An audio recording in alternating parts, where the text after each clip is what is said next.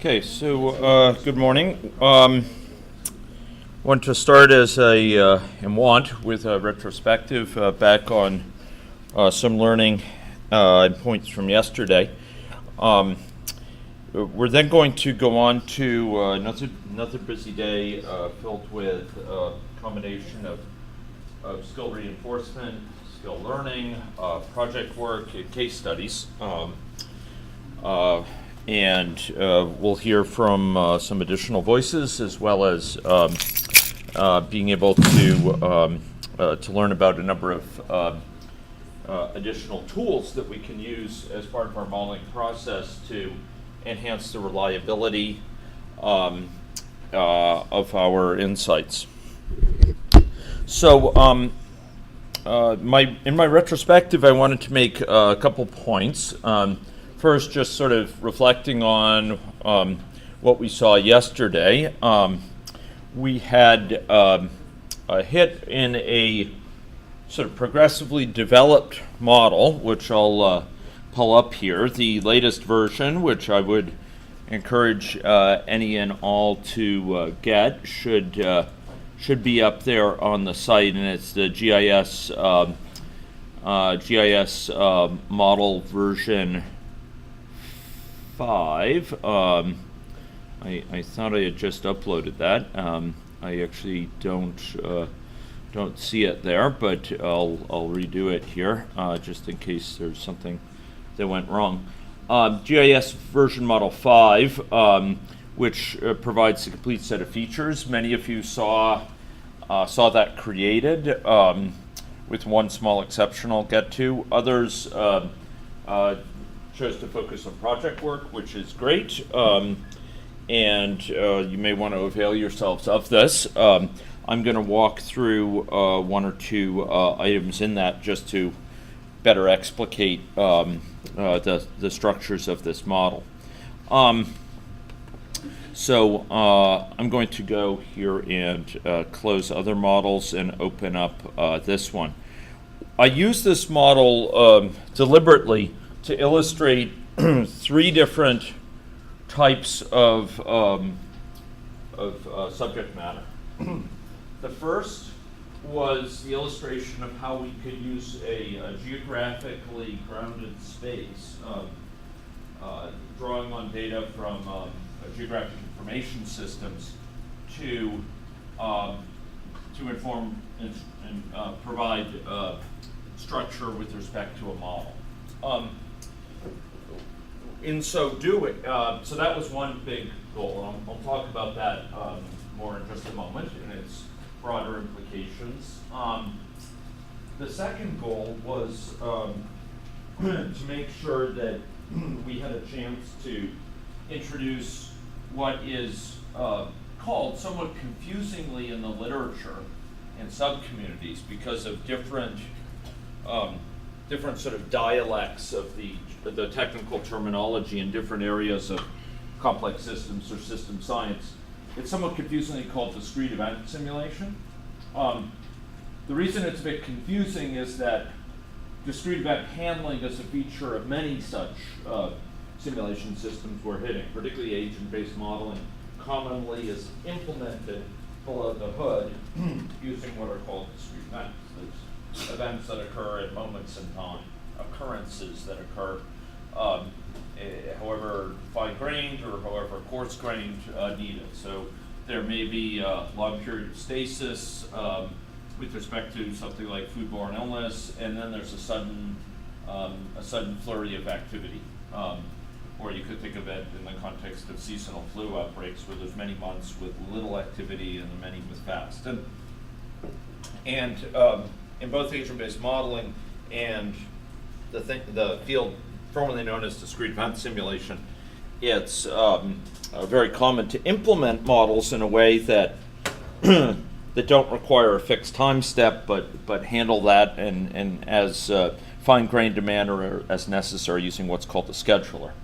That's not a subject I have time to go into, but discrete event simulation is a subfield of system science, which has its own logic. And we built up, and in the final section of that example, a very simple discrete event simulation module or set of elements associated with clinics. In slides that I believe all of you should have on your thumb drive, as well as on the online site, I provide a number of slides introducing discrete event simulation. I'm happy to discuss this further with others, and if desired, to elaborate on this a little bit. But fundamentally, we had a model element that was built with another language, the language of discrete event simulation, as obtained through the so-called process modeling palette. Okay, and I'll talk a little bit about that more in just a minute. I'm trying to highlight the three big features that we hit on yesterday. The third big feature that we hit on yesterday was one that is an absolute essential in this boot camp, and one where we will be reinforcing the learning today in a simpler context, and that is the spread of contagion. Notable because inter-agent interactions and interactions between an environment and an agent, both of which were illustrated yesterday, play such a big motivating role in agent-based modeling. In contrast to classic discrete event simulation, where people flow in a somewhat passive way, or entities more generally flow in a passive way through a process and are operated upon by successive sort of elements of that process. We have, in most agent-based models, agents are active entities. They perceive, often in a localized way, they perhaps plan, make decisions, act, learn, sometimes adapt behavior, etc. And within this context, one of the most important features that really comes to the fore is what goes on as a result of agent-agent interactions. System dynamics focuses much of its efforts in representing how combinations of stocks and flows, artfully arranged, to characterize real-world processes, give rise to emergent behavior, duplicate real-world reference modes, as we call them, behavior over time. Agent-based modeling focuses a lot of its efforts in understanding how agent-to-agent interaction, agent-environment interactions give rise to emergent behavior for the system as a whole, or for large portions of the system. When I say emergent behavior, I mean behavior that we wouldn't have anticipated just by being able to reason about it informally. Here, a key component of that is therefore the ability for agents to interact. And we showed yesterday in this infection state chart the key means that by which that happened. Because I want to comment a little bit more on each of these areas, I'll start with this one. Within this, and roll back to the other two, within this model, we had agents who were in one of three states, and in this infectious and symptomatic state, this infective and symptomatic state where they were infectious, agents were in such a situation that they exhibited contagious behavior. And whilst in that state, periodically, with a certain rate, 2 per day, they interacted with a neighbor in a particularly simplistic way. They exposed the neighbor to infection. So this is the version 5 that is available to you. They exposed the neighbor to infection. They sent a so-called message to the neighbor, which is basically a means of reaching out in a discrete, episodic way and saying, this is, triggering an occurrence with respect to the neighbor from one to the other. And it's sent to random connected. That's a randomly selected with uniform probability connection in their network.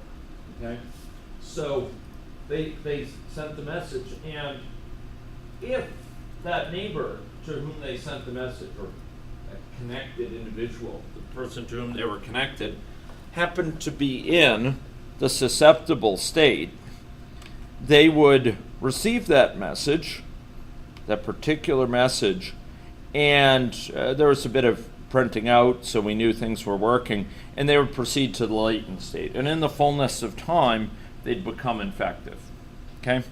So that was the basic deal. There was another key set of elements needed in the form of an environment to agent initial push.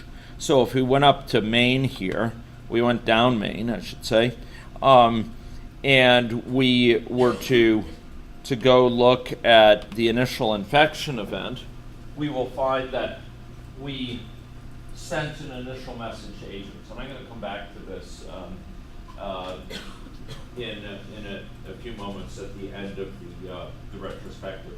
But there was an initial infective event where the environment basically took care of seeding the infection with a certain number of individuals. Okay?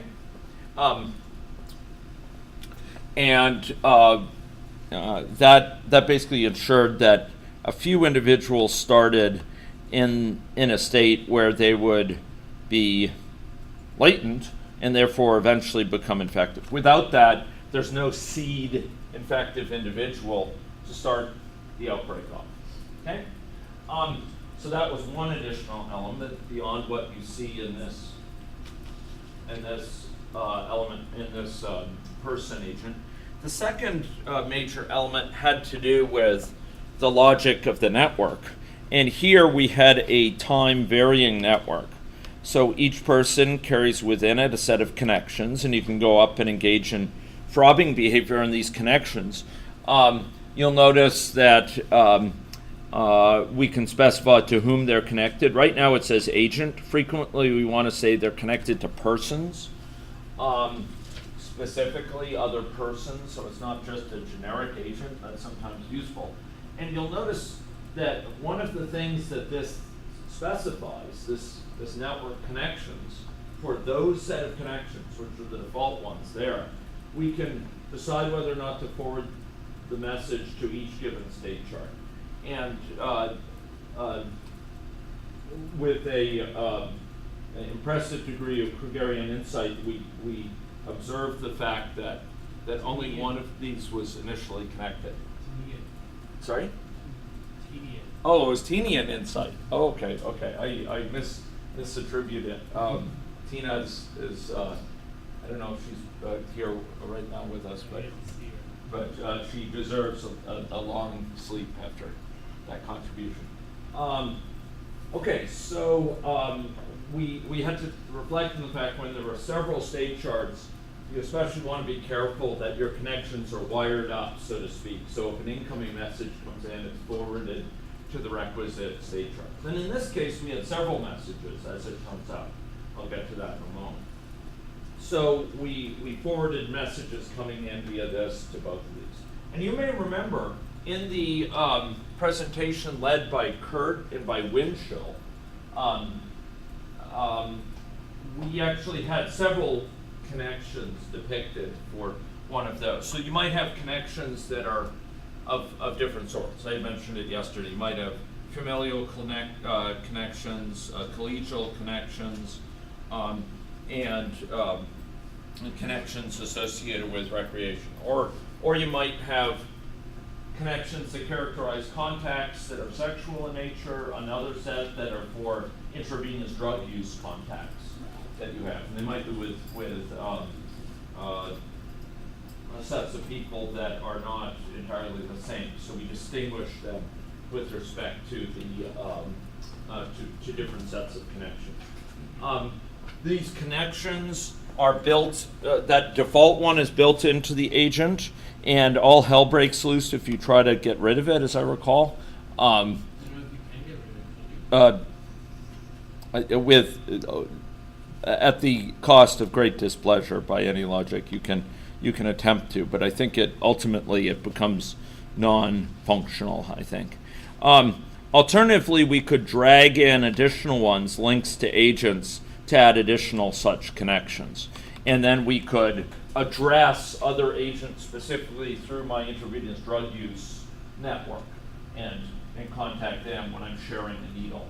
And Narges and Tina both have some experience sort of capturing elements of the dynamics associated with multiple networks, sexual and related to IDU for HIV/AIDS. Okay, so we had network connections, and here these connections were dynamic. They were dynamic because they depended on our location. So when we were at home, we made connections with others at home. Those were all agents within a short range of us. So those in the same home were each connected to us. And when we left home, we disconnected from all such agents, and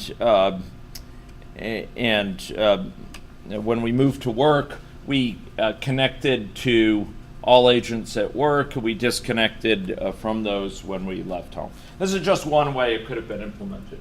Another way, which would have been interesting, a bit less dynamic, would be we could have home connections and workplace connections, and the ones to whom we send a message when we're infectious are just the appropriate ones for our contacts. So we say, are we at work? If so, we'll send it to the work connections, otherwise to the home connections. That would have also been a nice way to do it. But here, we could capture the effects of, say, people not going to work when they're ill.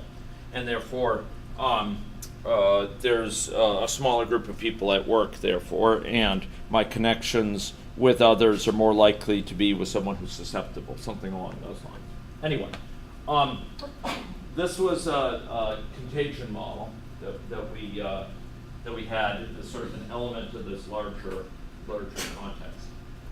We're going to actually to demonstrate some additional important tools within any logic associated with sensitivity analysis, associated with dealing with stochastics, summarizing uncertainty across as it presents across an ensemble of realizations. We're going to actually build up a much simpler little model like this that's not geographically situated, and you'll reinforce those skills.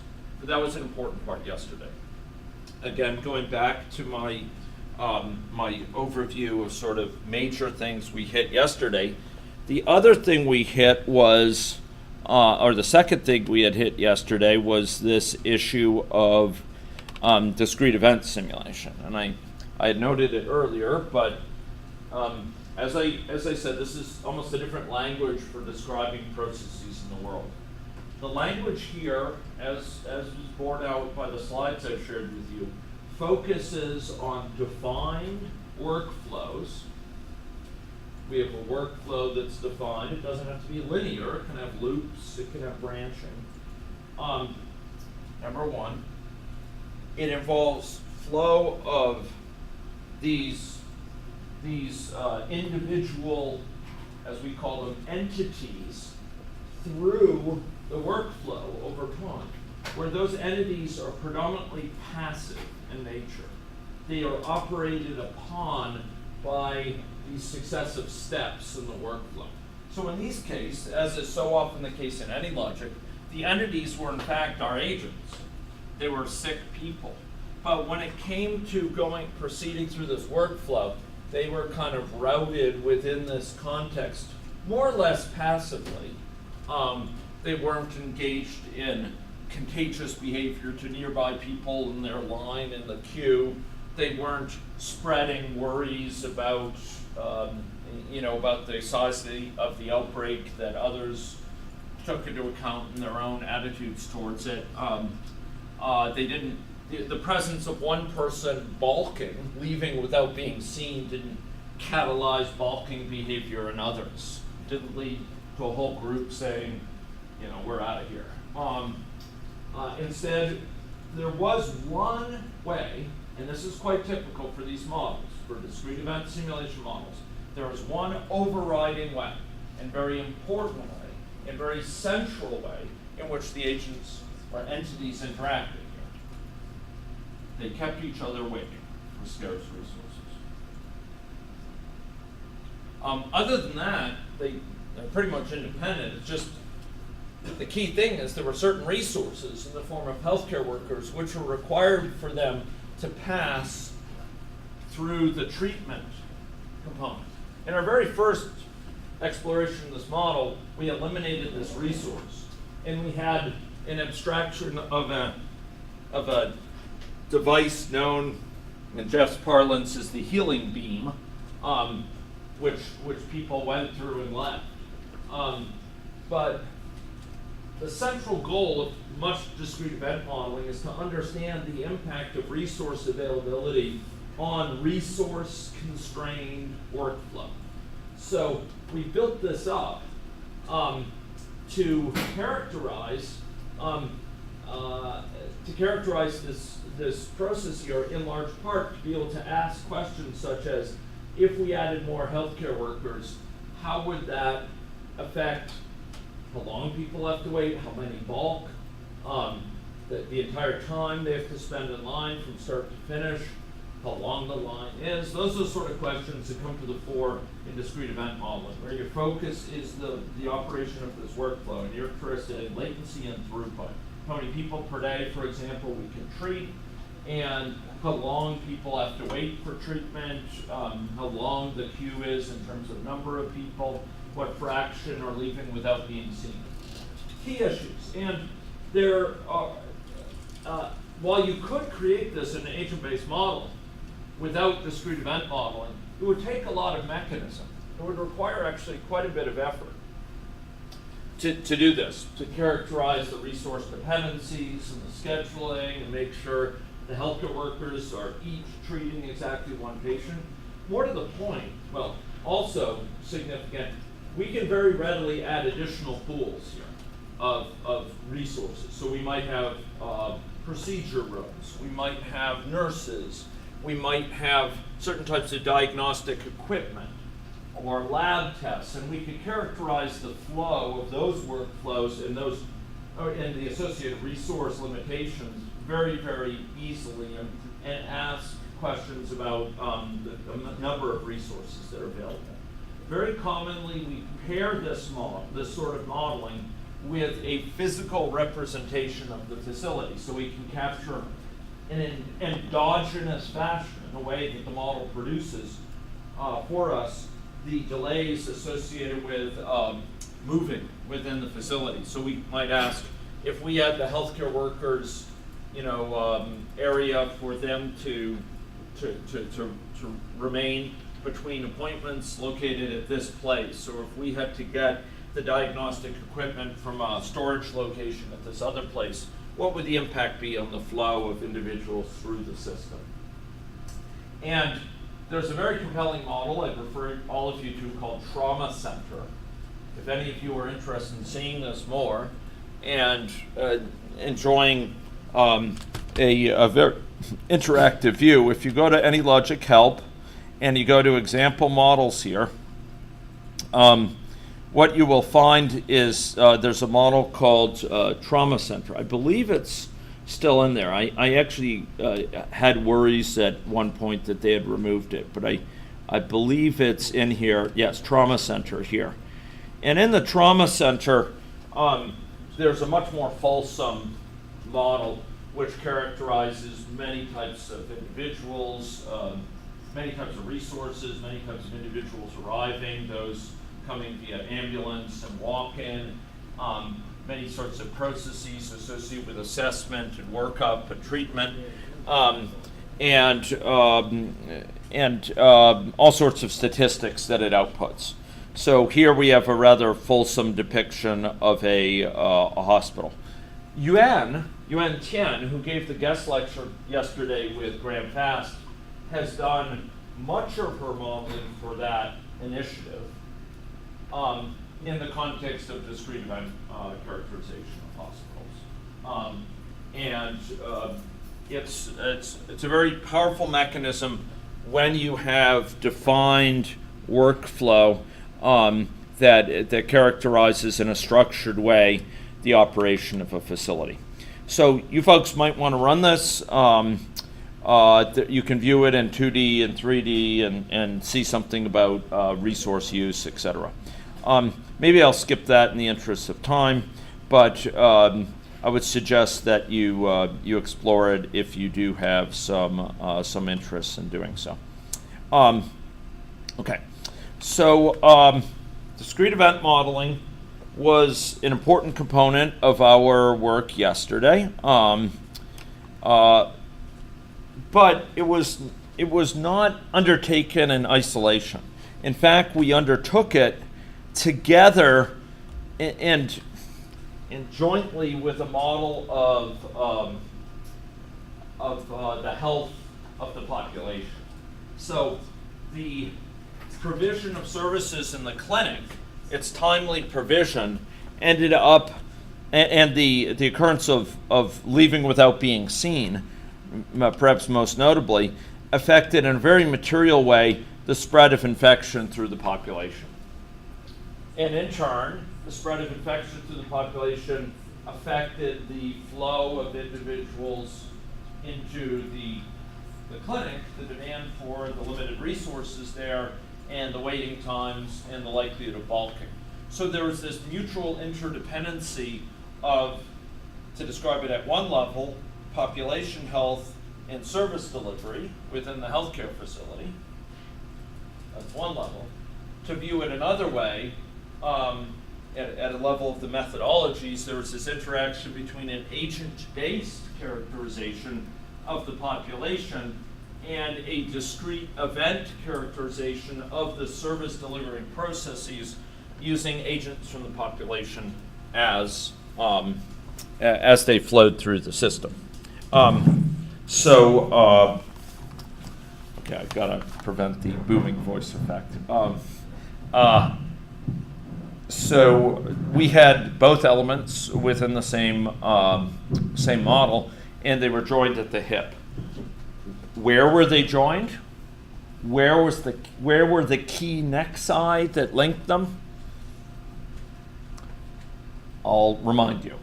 Some of you, with my full enthusiastic endorsement, were working at the time with TAs, as I encouraged you to do at any point. Within our context, you may have missed where these key nexi were put into place. So, ladies and gentlemen, there were two key places where these two interacted, where we had, on the one hand, the clinic coming together with the population health. Okay. So really, I shouldn't say just merely clinic, but service delivery. And really, it's healthcare delivery, right? Service delivery. So it's healthcare service delivery. There are two key places where they came together. The place where population health, the effects in population health ended up affecting service delivery came in the form of presentation for care. And that was indicated right here, where people underwent care, okay? They underwent care. They sought out the nearest clinic in GIS space. Actually, I think this is nearest along their preferred routing path. So it may not be, it's not as the crow flies, it's nearest as in for the mode of transport which we selected, which was, I believe, car for ours. What's the nearest clinic? And then they moved to that nearest clinic. That's actually just showing them going to that clinic in the redness that characterized them. And then they entered the clinic. This, ladies and gentlemen, this was the key nexus by which they entered the clinic workflow. This enter here, far from being just kind of a built-in feature or what have you, that just refers to this enter. If we called this walk-in, we would then have seen it say not nearest clinic dot enter, but nearest clinic dot walk-in. And basically we're telling that entry point in this clinic state chart, take me in. Take me into the clinic. And that allowed them to enroll in this workflow, by which they then proceeded. That was the sort of key thing by which individuals from the population ended up affecting the clinic. They came here and presented for care. Now, the reverse, where the service delivery ended up affecting the individuals in the population, in fact, population health, there were two places. One where it affected the health status. And that is, as you might expect, in the treat block here, as we say, where treatment was conferred. Some individuals never made it there because they balked. They left without being seen. But the individuals who did make it there were sent a message indicating the curative nature of the treatment so conferred. So they were sent a cured message. This is the agent being sent by the clinic, a message saying you are hereby cured. And that message being received by the agent, the cured message, effected it secured in a curative effect.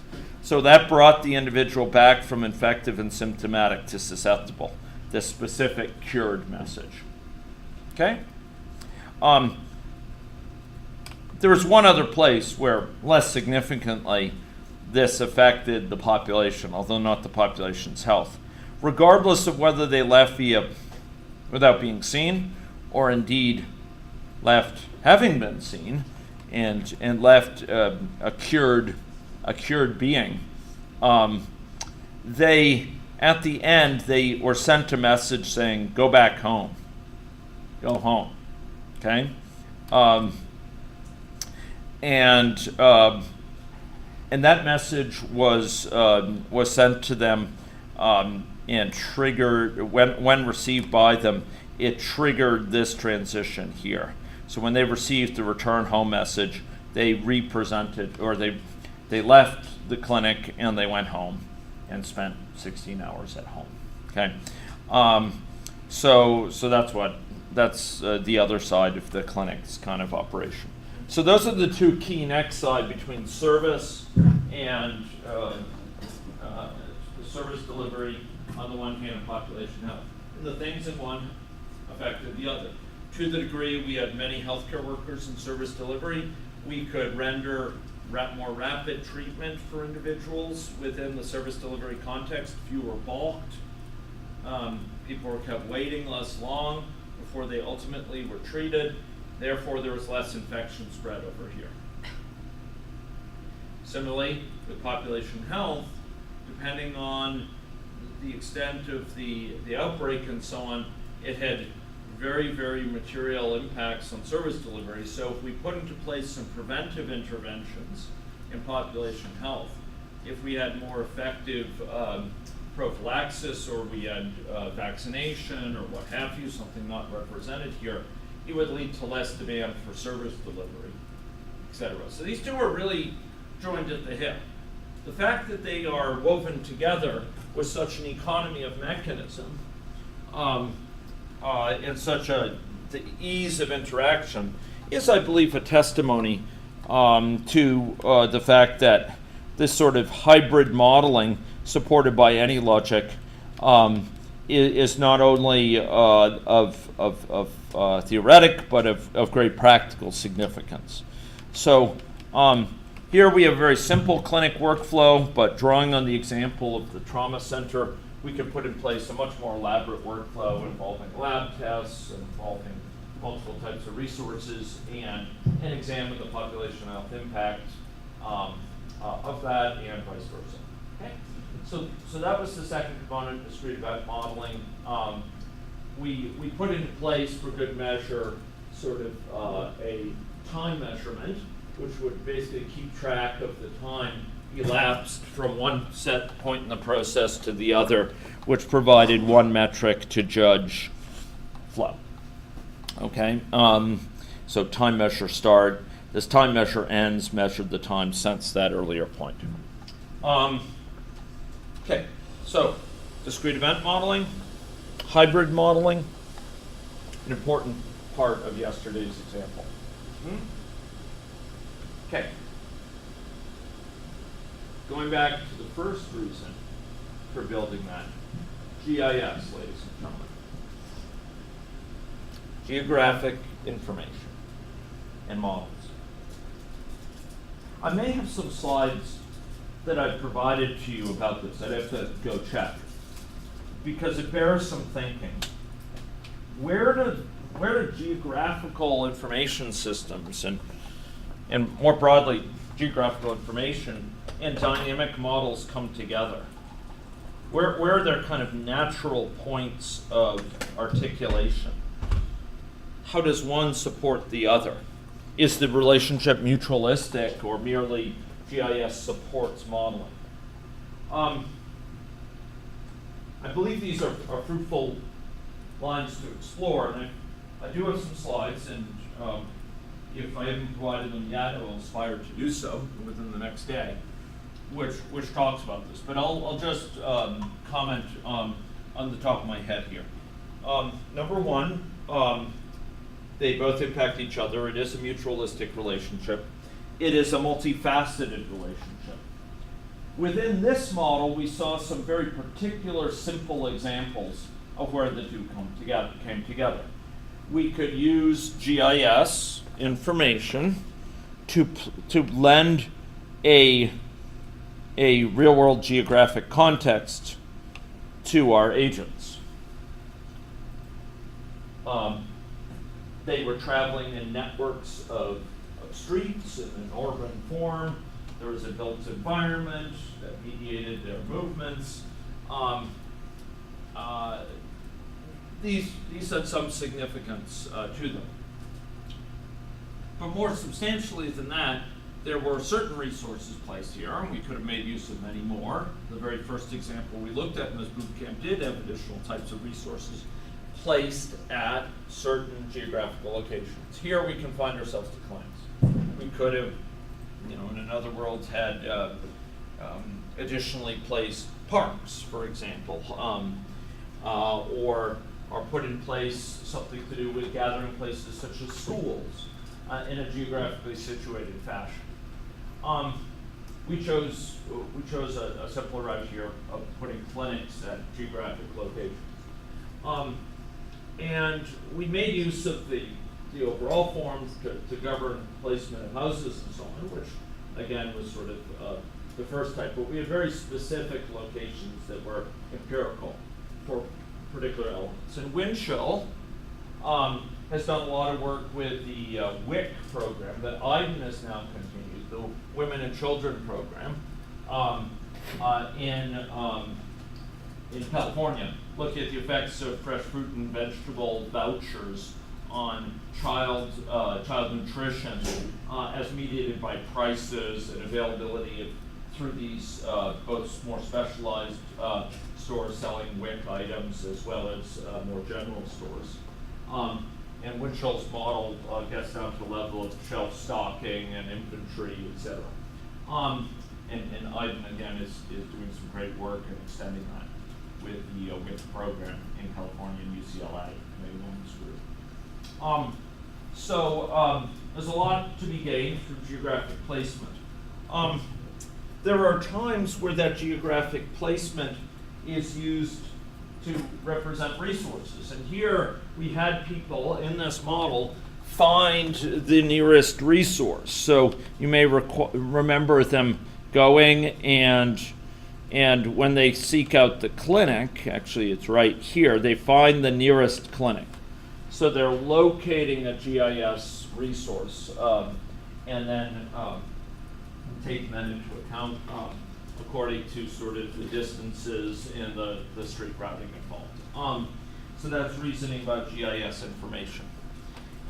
In other cases, we may use GIS to capture differential exposure to environments with respect to, say, risk factors such as air pollution, water pollution, occurrences of Superfund sites, contamination in the soil, etc.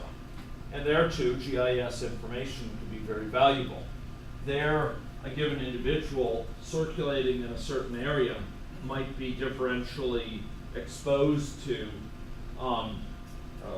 resources or to contaminants in that area, and therefore have a certain propensity for developing an ailment. Maybe it's asthma or emphysema, or maybe it's something having to do with a longer-term condition such as cancer. So it's fairly readily accomplished to have the GIS environment influence a person's risks. And there's a model called wandering elephants, which it shows this in a particularly visual but crude conceptual form. But it is rather fun to run. If you go to help again in example models, I believe these days the elephants may have wandered over to the how-to models area, but it's an old favorite and it never ceases to please. So let's see, wandering. Okay, yeah. So I think they moved it over there.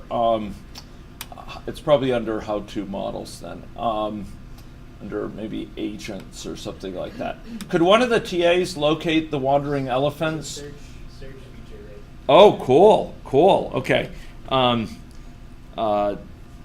Okay, so wandering. Let's go see where they've wandered to. Nothing found. Okay. Well, if they don't provide it anymore, we will. So could one of the TAs locate the wandering elephants model? You got it, Winchell? Okay, yeah, no, I'd appreciate it. But that model captures a differential resource availability for different areas. But more than that, it captures another way in which agent-based model is informing the geographic context by having the nature of that environment evolve over time in response to agent behavior. So there, the elephants, the presence of a large tusker in a given area denudes the vegetation. I think they chomp down these areas of vegetation, and as a result, the environment's in this kind of dynamic equilibrium with respect to the elephant groups. Okay, and the point there is that often we use geographic context to capture outcomes from the agents there. And in one of the singular greatest models I've ever seen, Cheryl supervised a group, which was awesome, to build this model of deer behavior in this context.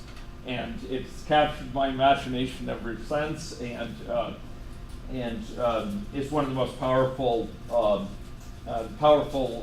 think, pointers to some elements of what you can accomplish in a geographic model. And in that model, there was a contamination element going on as well in a very pronounced way. That it is Maria's destiny to complete. So we'll make sure that both you and Cheryl know that. We'll make sure to ensure your destiny is realized. Okay. So their agents engage in behavior that ends up modifying the environment, and you could compare the sorts of patterns we see in terms of interactions of agents with empirical data, such as that gathered by a close study. And we might be able to look at things in the model that are hard to measure empirically, such as buildup of prions in certain regions, because the assays are just not there, as I understand, in soils to really accurately measure prion concentrations. So we might use a model to help us build theory about where concentrations might lie in a way that is difficult to directly measure or prohibitively expensive or logistically problematic. Yeah. Okay. So GIS and models. Those are a couple thoughts off the top of my head about ways that they can come together. It is a mutualistic relationship. It's one where GIS information can serve to parameterize a model, to just put in place assumptions, to calibrate a model, to compare agent-based behavior against geographically specific information, say on activity levels observed empirically, and see the degree to which they match. And where we might build theory about geographic processes based on data from a model. Okay?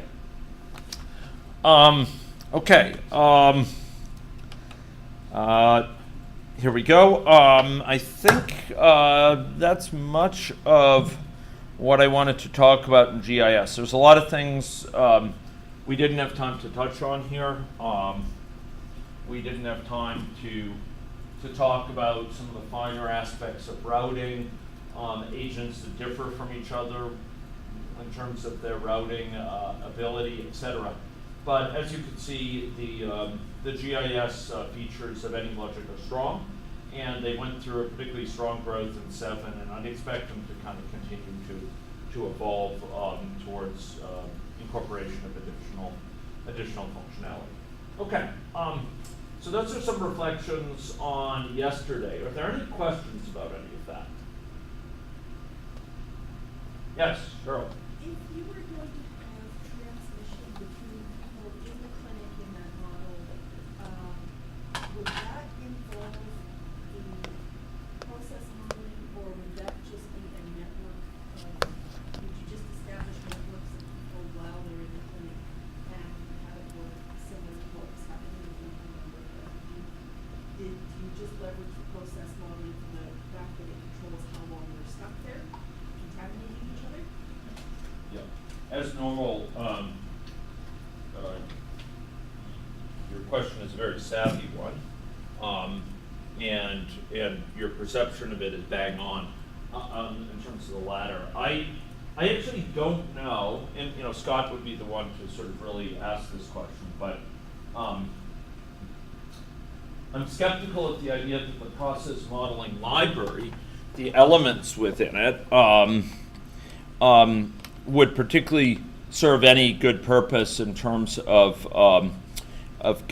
facilitating interaction between agents and say spread of infection or contamination with MRSA, or picking up environmental contamination in a way that affects a person or what have you, spread of IBOs, etc. It's not articulated in a way in process modeling to really allow you to have those entity interactions in a meaningful way. Now, could you work around that? If we stuck Winchell in a room or in a cage for a month, and fed him food and so on, there, and his dissertation success would hinge on whether he could find a way to achieve interactions in process modeling libraries. I think there's a pretty good chance. I see him grinning over there. There's a chance that we can engineer it. And I have my inklings about where I'd start, but it would be ham-fisted, it would be fragile, it would be, it would exhibit the most displeasurable kind of twisting of imagination to characterize it. It would not be a natural thing. And the CEO of AnyLogic is actually a modeler himself and has a very strong sense of what's a natural representation.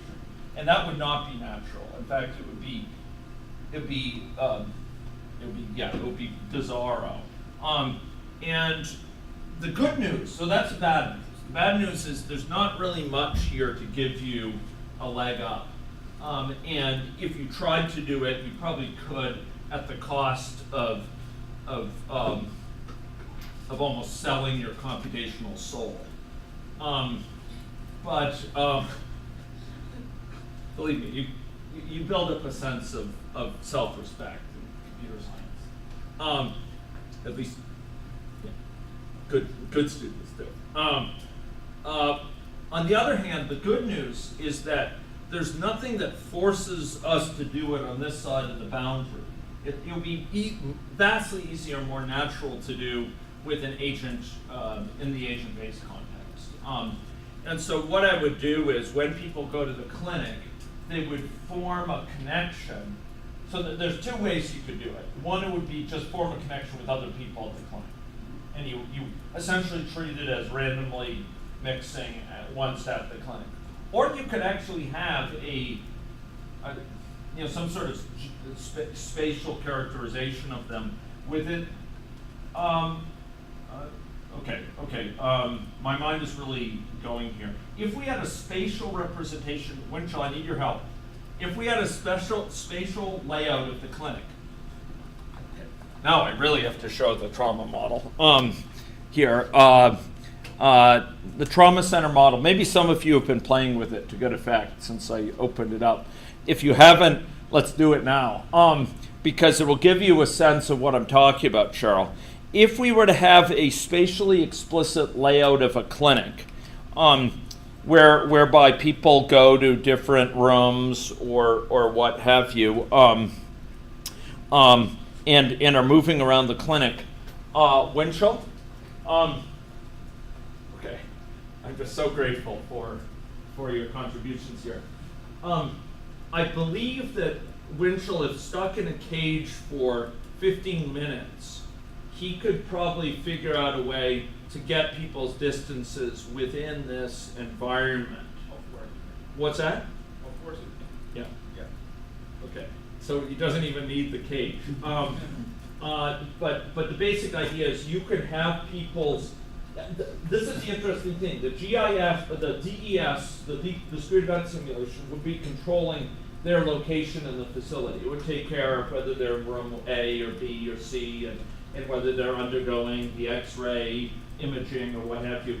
And you could actually have, therefore, a very nice mechanism. And I'm watching Winchell to police my expressions here. But you could have a very nice mechanism to discover people within their vicinity, and exhibit risks within the vicinity of contagion. So if they're at specific points in the process Yeah. logic, could you not Yeah. establish connections when they go into a particular part of the process logic and Oh yeah. destroy connections as they come out? So if you had, like, if they're in a queue Yes. the queue is located in the waiting room or whatever. Yeah, that's right. Yeah. So you could do that. You would be doing so through mechanisms in terms of their location and so on, and in terms of finding agents within range that are not part of the process library. They're part of the other components of AnyLogic. But yeah, yes, you could use the DES to capture where they are physically in the facility, and you could then use other components of AnyLogic spatial reasoning and so on to identify connections, potential connections between co-located individuals. And I don't know if that addresses your question, but my own thought would be we should probably create a little demonstration model that does exactly like something like that. I can have one of the elves work on it, and probably be a high elf task. So maybe Winchell or Kurt or something. Yeah. In AnyLogic training, Yeah. which Scott would be familiar with, there's an airport example that does exactly that. Hmm? Infected people move through an airport, infect others. Well, Yeah. it uses the pedestrian library, which is a very specialized Yeah. form of PES. If you're interested in how people or other things that can be modeled as pedestrians, like animals, move through an environment in a very realistic measure and how they interact with each other, basically, as Jeff said, using the pedestrian library to mediate how they move and using agent-based stuff such as contagion models to figure out how they spread the disease is very, very straightforward. You know, it's an excellent example of But be aware that so we have actually done this within, so Narges, is Narges here right now? Yeah, Narges here has a long story to tell.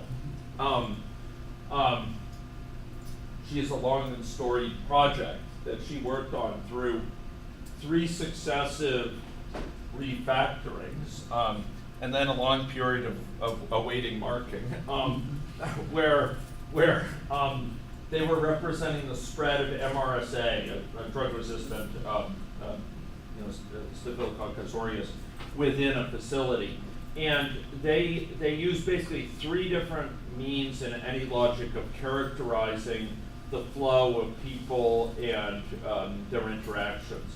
One of them was with the pedestrian library, which led to exquisite detail about, people bunching and movement through certain features. But ultimately, for that purpose, it was for a long-term care facility, it was way overkill, and it was not needed. I mean, we weren't simulating response to a fire alarm, and how much people have to wait at the top of the stairs to get out, and different people being brought through different modes of transport.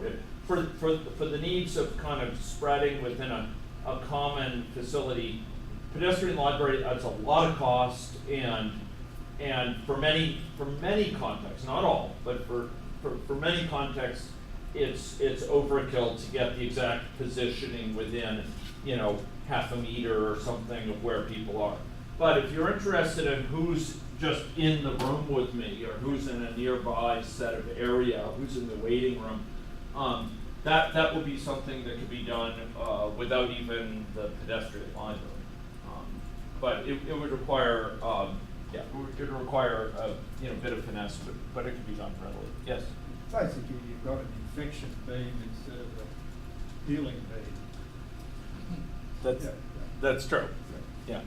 Okay. So Simple inclusion. right. Yes. I believe the food has arrived. So we will take this opportunity to break. Cheryl, I'm glad to talk about this more if there's interest. And why don't we work together on a little example? And we're going to have a break, 15 minutes, and we'll be back and we'll go through some sensitivity analysis. Thank you. Can I jump the line just a sec? Go ahead. When is the case study supposed to happen? Well,